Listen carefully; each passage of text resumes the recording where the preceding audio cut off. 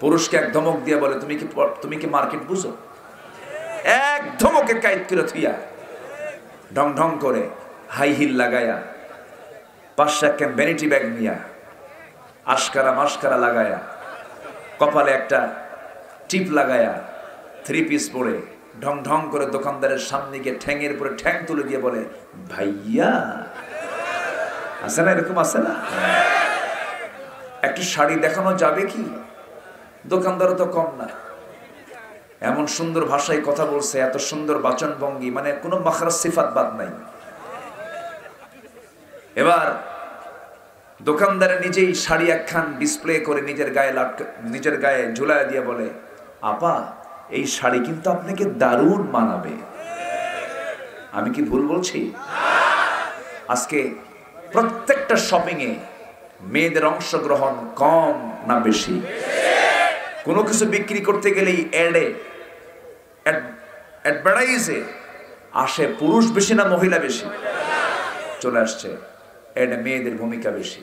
কোন বড় বড় কর্পোরেট অফিসগুলো, বিল্ডিংগুলো, কর্পোরেট যে অফিসগুলো আছে,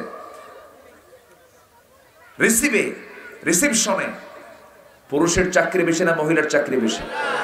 মহিলার চাকরি। লিপস্টিক লাগায়া কোন ক্লায়েন্ট যখন আসসালামু আলাইকুম, এই একটা মুস্কি হাসি মারলো, এটার বেতন হলো মাসে এত হাজার। আমি কি ভুল বলছি? তাহলে আমরা যদি কোরআন বুঝতাম, আজকে সমাজের চিত্র কেমন দেখা যেত? সমাজে বিয়ে সহজ না জেনা সহজ? বলেন কি সহজ? বলেন জেনা সহজ। বিয়েটা কঠিন।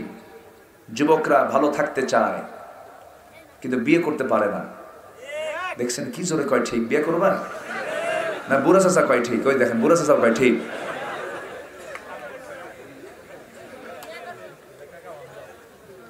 আমি কি আলোচনা চালিয়ে যাব ইনশাআল্লাহ? সম্মানিত ভাইয়েরা, সম্মানিত বন্ধুগণ, আবার এই বাতিলদের কিছু পা চাটা কিছু টুপিওয়ালা দাড়িওয়ালাও আছে, আছে না নাই? ওদের পক্ষে কথা বলে, দোয়া করে। মদের ফ্যাক্টরি উদ্বোধন হবে, হুজুরকে দাওয়াত দেয়, পীর সাহেব আসেন, দোয়া করে, আল্লাহ মদের ফ্যাক্টরিতে বরকত দাও। আছে না নাই? ওরকম না সংখ্যা। একজন দোয়া চাচ্ছে, হুজুর নতুন সিনেমা উদ্বোধন হবে, দোয়া করে আল্লাহ এই সিনেমার ব্যবসা জমজমাট করে দাও। দোয়া চায়, দোয়া করে। কোথায় যাবেন আপনি? এদের সংখ্যাও কিন্তু কম না। তেলবাজি, আমার দেশে তেলবাজি আছে না নাই? বলেন আছে না নাই? রাসূল তেল মারতে মানা করেছেন, আর জাতিতে এই বাংলাদেশের মুসলমান সবচেয়ে বেশি তেল মারে, খালি তেল মারে। এদেশে আপেল আবাদ হয় না, সরিষা আবাদ হয়, এই জন্য তেল মারে। আপেল না হইলে কিছু নিউটন তৈরি হতো, তাই না? এই হচ্ছে অবস্থা। সম্মানিত ভাইয়েরা, এক বেচারি মসজিদে নামাজ পড়ায় কিন্তু এক বাড়িতে খায়। সেই বাড়িওয়ালার নাম হলো টুকু মিয়া। আর যে মসজিদে নামাজ পড়ায় নতুন চাকরি পেয়েছে, নামাজের মধ্যে একটা আয়াত বলে, ইন্না হাদা লাফিস সুহুফিল উলা সুহুফি ইব্রাহিম ওয়া মূসা। তো ওই মসজিদের সভাপতি এবং সেক্রেটারির নাম হলো ইব্রাহিম আর মূসা।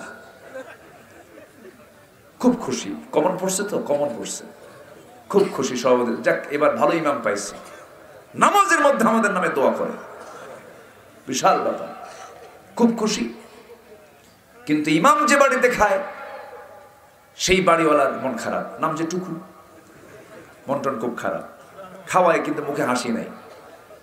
ইমাম বলে, ভাই খাই আপনার ঘরে, আপনার মুখের হাসি না দেখলে কি আমার খাওয়ার রুচি আসে? আপনি হাসেন না কেন? আপনার মন খারাপ কেন? আপনি এত বোঝা বোঝেন, টুকু নাই টুকু নাই। ইমাম বলে, আমি বুঝি নাই তো আপনার কথা। নামাজের মধ্যে শুধু সভাপতির সেক্রেটারির নামে দোয়া করেন, ইব্রাহিম মুসা ইব্রাহিম মুসা, টুকু টুকু নাই টুকু নাই। এখন চিন্তা করতেছে আমি যদি এর নামটা না বলি আমার তো খাওয়া বন্ধ হবে, এখন কি করা যায়? হঠাৎ করে টুকু শব্দ তার কোরআনে নেই, জাস্ট রূপক কথা। কিন্তু এক পর্যায়ে সে বলে ফেলতেছে নামাজের ভিতরে, ইন্না হাযা লাফিস সুহুফিল উলা সুহুফি ইব্রাহিমা ওয়া মূসা ওয়া টুকু। কথা বুঝেন?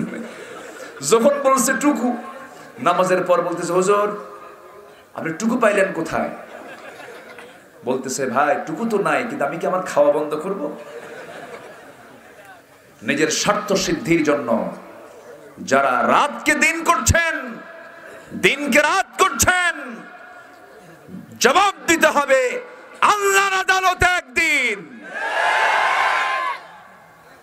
মুনাফিক হয়ে মরা যাবে না, আমরা ইমানদার হয়ে মরব। জোরে বলি ইনশাআল্লাহ। জাহান্নাম উদ্বোধন হবে কারে দিয়া? মুনাফিক দিয়ে। কারে দিয়ে বলেন? জাহান্নামের সবচেয়ে নিম্নে থাকবে, নিচে থাকবে কারা? মুনাফিক। মুনাফিক বড় ভয়ঙ্কর। আমরা এক মুখে কথা বলবো, এক লাইনে চলবো, সোজা কথা বলবো। মুসলমানের জবান হবে বাঁকা না সোজা? মুসলমানের চলা হবে বাঁকা না সোজা? সোজা। জান্নাত সোজা পথে, আঁকা বাঁকা না। এই জন্য আল্লাহ রাব্বুল আলামিন নামাজের ভিতরে বারবার দোয়া করতে বলেছেন, বান্দা তুমি বলো ইহদিনাস সিরাতাল মুস্তাকিম। সিরাতুল মুস্তাকিমটা কি? আরেক আয়াত দিয়ে আল্লাহ তাআলা আয়াতের ব্যাখ্যা দিচ্ছেন, নিজেই ব্যাখ্যা দিচ্ছেন। কোরআন তো একটা আয়াতের ব্যাখ্যা আরেকটা আয়াত থেকে দিয়ে দেয়। আরেকটা আয়াত আল্লাহ রাব্বুল আলামিন বলছেন ওয়া আনি'বুদুনি হাদা সিরাতুম মুস্তাকিম। জোরে বলুন আল্লাহু আকবার। ইবাদতটাই হলো সিরাতুল মুস্তাকিম। আমার বন্ধুগণ, আমার প্রিয় দ্বীনি ভাইরা, জাহান্নাম থেকে বাঁচতে গেলে সোজা পথে চলতে হবে, সোজা কথা বলতে হবে। আল্লাহ রাব্বুল আলামিন বলছেন বান্দা সোজা কথা যদি বলতে পারো, হক কথা যদি বলতে পারো, আমি আল্লাহ তোমাকে কি পুরস্কার দেব দেখো বান্দা, তুমি জেনে নাও। ইত্তাকুল্লাহা ওয়া কুলু কাওলান সাদীদা ইউসলিহ লাকুম আ'মালাকুম ওয়া ইয়াগফির লাকুম যুনুবাকুম ومن يطع الله ورسوله فقد فاز فوزا عظيما। তুমি যদি আল্লাহকে ভয় করতে পারো, সোজা কথা বলতে পারো, আল্লাহ তোমার সমস্ত আমলগুলোকে ইসলাহ করে দেবেন, সংশোধন করে দেবেন, এবং তোমার জীবনের সমস্ত পাপ রাশিকে মাফ করে আল্লাহ তোমাকে সম্মানজনক জান্নাত তোমার হাতে তুলে দিবেন। জোরে বলে সুবহানাল্লাহ। সবাইকে জান্নাত পেতে চাই নাকি? এই জন্য চাইতে হবে কার কাছে? আসতে বলবেন না, চাইতে হবে কার কাছে? আল্লাহর কাছে।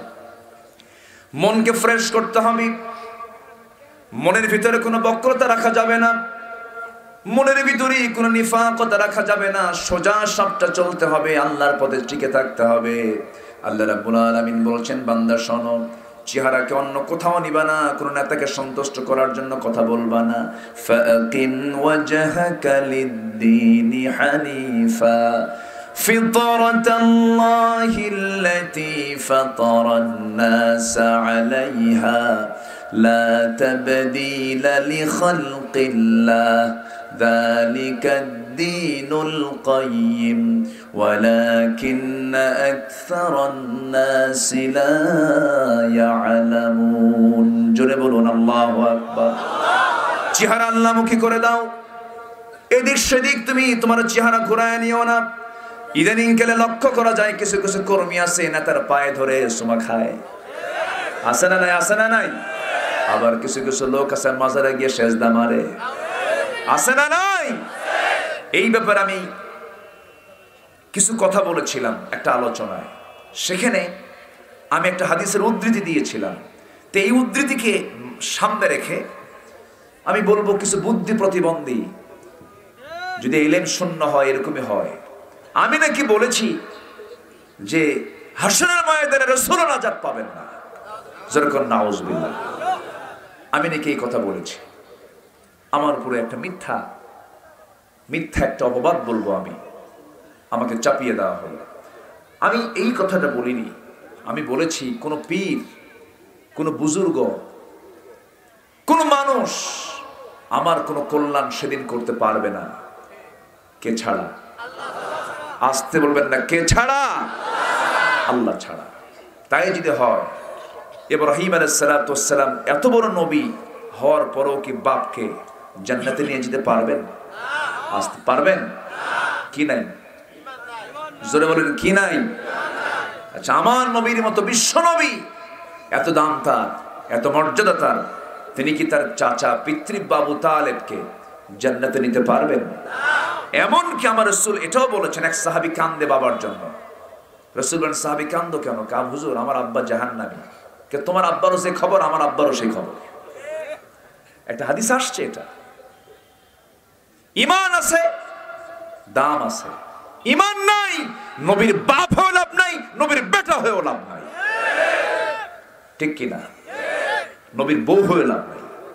ইমরাতে নূহ, ইমরাতে লূত, দুজন নবীর বউ ছিল কাফেরা, ঈমান ছিল না। নবীর সন্তান কেনান ছিল কাফের, জান্নাত পাবে না। কারণ কি নাই? ঈমান নাই। অথচ আমার দেশের কিছু দরবারের মুরিদ হলে